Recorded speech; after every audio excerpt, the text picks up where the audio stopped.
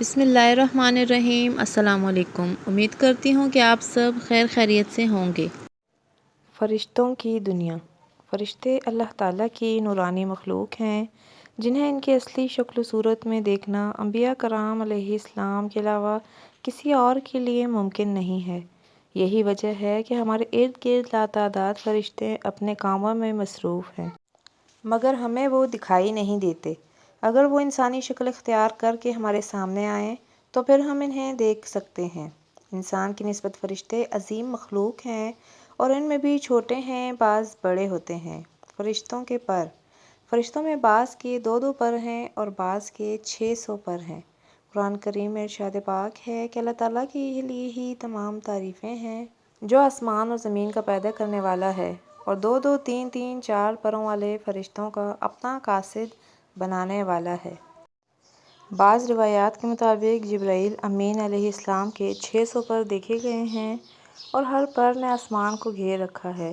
ان کے پروں سے مختلف رنگ اور قیمتی موتی بکھر رہے تھے۔ فرشتوں کی قد و قامت۔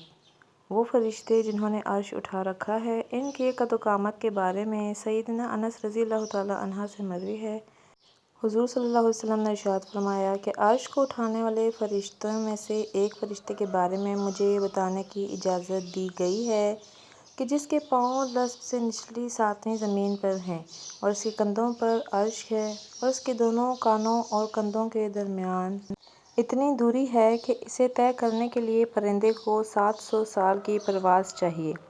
وہ فرشتہ کہتا ہے، یا اللہ، تو پاک ہے جہاں بھی ہے اور جہاں بھی ہو۔ فرشتوں کی ضروریات۔ اللہ تعالیٰ نے فرشتوں میں شادی بیاہ کی حاجت نہیں رکھی، اس طرح انہیں کھانے پینے سے بھی بے نیاز کر دیا ہے۔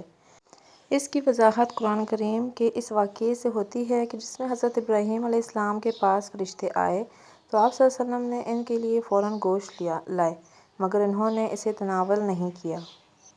اللہ تعالیٰ نے فرشتوں کو بیماری، سستی، کاہلی، دکھ، تکلیف، تھکاوٹ، اکتاہٹ وغیرہ سے محفوظ رکھا ہے اور وہ دن رات فقط اللہ تعالیٰ کی عبادت میں مصروف رہتے ہیں۔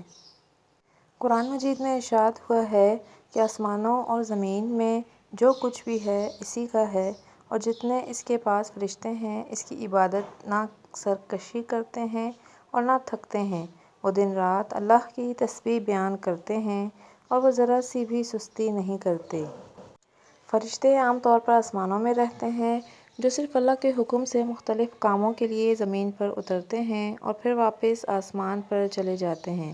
قرآن مجید میں ایک اور مقام پر خود فرشتوں کی یہ بات مذکور ہے کہ ہم تیرے رب کے حکم کے بغیر نہیں اترتے۔ فرشتوں کی تعداد۔ فرشتوں کی تعداد کتنی ہے اس کے بارے میں کوئی تفصیل نہیں ملتی، کیونکہ اللہ تعالیٰ کا فرمان ہے، تیرے رب کے لشکروں کو اس کے سوا اور کوئی نہیں جانتا۔ احادیث سے اندازہ ہوتا ہے کہ فرشتوں کی تعداد بہت زیادہ ہے، بلکہ انسانوں اور جنوں سے بھی بہت زیادہ۔ اللہ کے رسول صلی اللہ علیہ وسلم نے فرمایا کہ قیامت کے روز جہنم کو اس حال میں لایا جائے گا کہ اس کی 70 لگامیں ہوں گی اور ہر لگام میں 70,000 فرشتے ہوں گے جو اسے کھینچ کر لا رہے ہوں گے۔ سیدنا ابو ذر رضی اللہ تعالیٰ عنہ سے مروی ہے کہ رسول صلی اللہ علیہ وسلم نے فرمایا، آسمانوں میں کہیں 4 انگلیاں جگہ بھی ایسی جہاں نہیں ہے جہاں کوئی فرشتہ سجدہ ریز نہ ہو۔ فرشتوں کی ایک اہم خاصیت۔ فرشتوں کی ایک اہم خاصیت یہ بھی ہے کہ وہ اللہ تعالیٰ کے حکم سے اپنی شکل و صورت کے علاوہ کوئی اور صورت بھی اختیار کر سکتے ہیں۔ یہ صورت کسی ایسے انسان کی بھی ہو سکتی ہے جسے دیکھنے والے پہچان لیں۔ انسانوں کے علاوہ کسی اور جاندار کی صورت اختیار کرنے کی فرشتوں کو طاقت نہیں ہے۔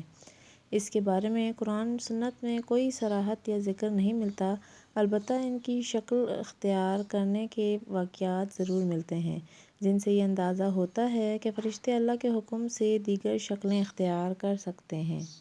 حضرت ابراہیم علیہ السلام کے پاس فرشتے انسانی شکل میں آئے اور ابراہیم علیہ السلام ان کو پہچان نہ پائے۔ پھر فرشتوں نے بتانے پر ابراہیم علیہ السلام کو معلوم ہوا کہ یہ انسان نہیں فرشتے ہیں۔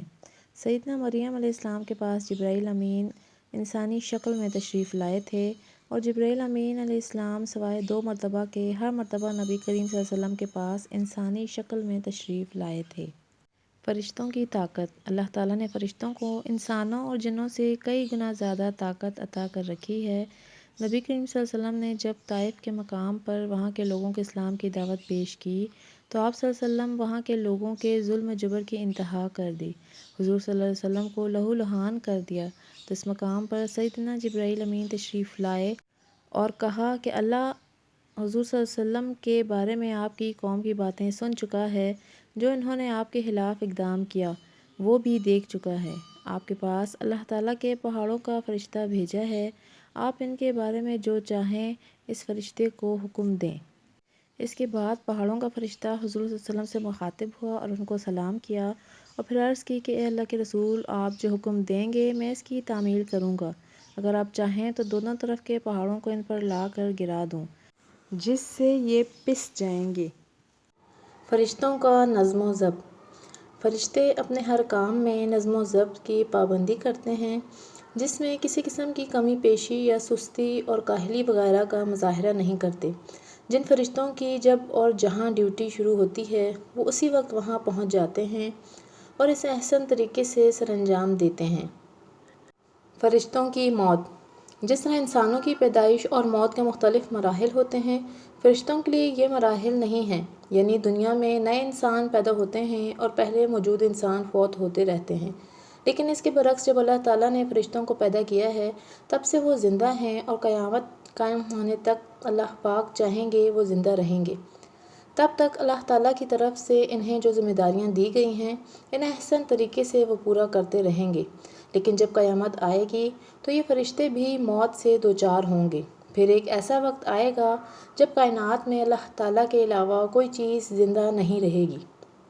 اسی صورتحال کو قرآن مجید میں اس طرح بیان کیا گیا ہے: زمین پر جو ہیں سب فنا ہونے والے ہیں، صرف تیرے رب کی ذات ہے جو عظمت اور عزت والی ہے، وہی باقی رہ جائے گی۔